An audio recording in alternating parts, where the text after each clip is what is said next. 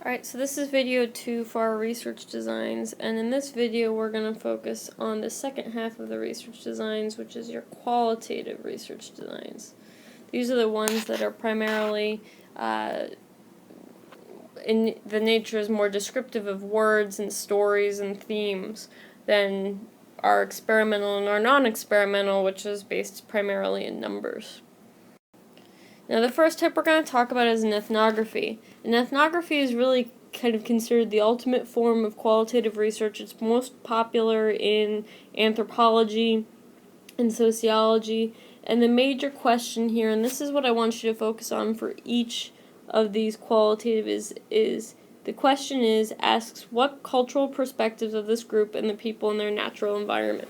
So here in this type of research, if a person's doing an ethnography, a researcher is going to go to the group's natural environment and try to understand what are the cultural norms and perspectives, beliefs, attitudes, and so on.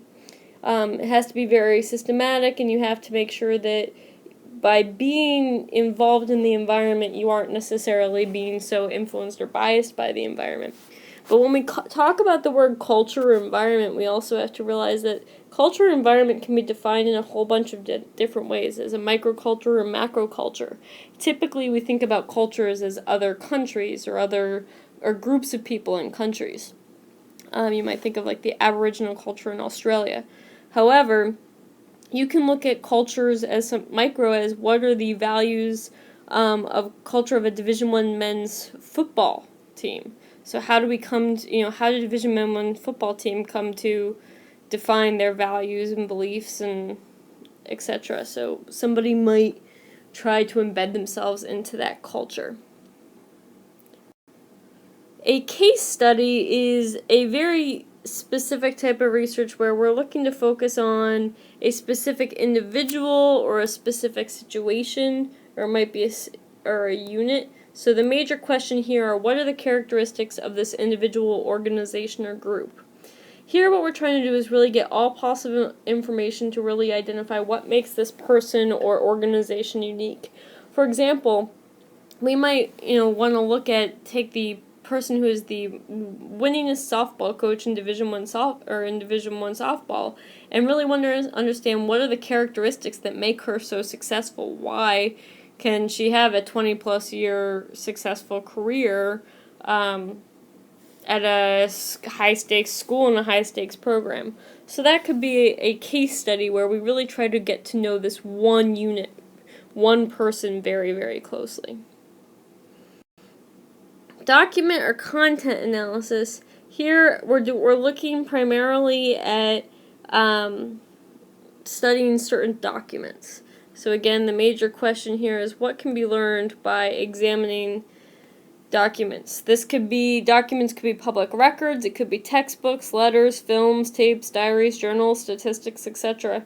An example, and this was actually a research study that was done by one of the faculty members here at Springfield College, this is a general description of the study. What can we learn about the shifting values of body image and appearance by examining Sports Illustrated swimsuit issues from its first issue until present day? Now, originally the swimsuit issue or Sports Illustrated was more about selling outdoor sports equipment. So the swimsuit issue is more about presenting, what were the new types of equipment that were available.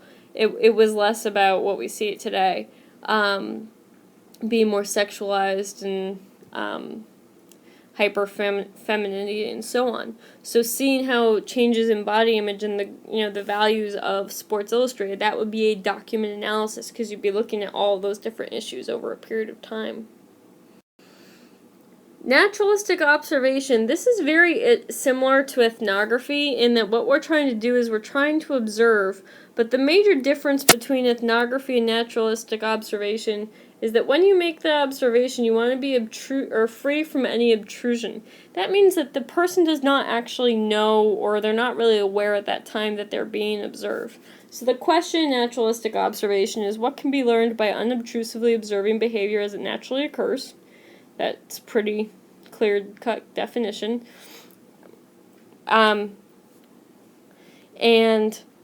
in that definition, when we look at it, usually the way that we do this is we'll use hidden cameras, one-way mirrors, other ways that we can disguise our observations so that that the person, they have to be informed that they're going to be observed, but they're not aware of the observation when it's actually occurring. The next type is focused interviews. I'll say this is probably one of the most popular forms of qualitative interview research, or it can be as focused groups or focused interviews. What can be learned about a particular group by interviewing members of that group?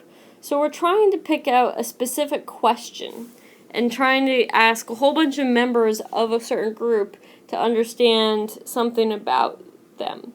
In focused interviews, subjects are free to respond. These are very open-ended questions. They're more like conversations, and they can get very in-depth. An example here, what factors influence coaching retention for female college athletics? So if you go in and you can start talk to a whole bunch of coaches,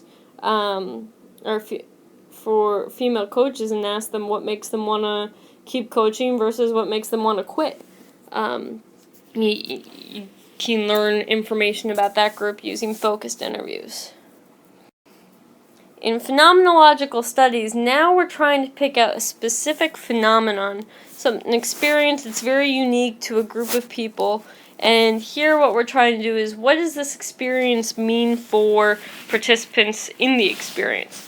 So phenomenon, or a phenomenological study, it's really focusing on what is a unique experience that most people won't have, and then how is it understood by those who were a part of it. For example, the Olympics are something that being an Olympic athlete is a very specific phenomenon that most people in the world are not going to experience.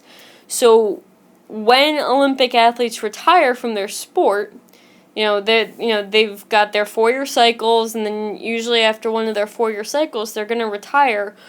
The question here might be, what are the common experiences of athletic identity when an Olympic athlete retires from their sport? Athletic identity being how much I feel like an athlete. So that's a phenomenological study. Grounded theory methodology is a study that's trying to look at social phenomena. It uses components of focused interviews, and it's trying to say what theory can be derived inductively about a phenomenon from data collected from a particular setting. So we're using induction, which we already talked about earlier in this lecture. So we're trying to take remember, induction is the bottom up, where we have a whole bunch of pieces of data, and then we're going to create a theory based on those pieces of data.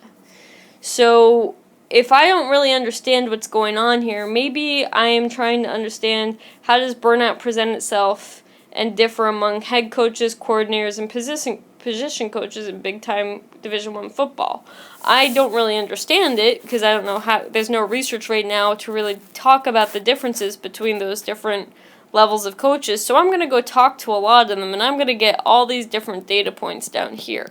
And after I've interviewed them, I'm going to look for overall themes and similarities, types of coping mechanisms they deal with, things that burn them out the most. And I'm going to then result in developing a theory about what helps or what causes burnout in Division I coaches, and how does it differ from head coaches to position coaches, etc.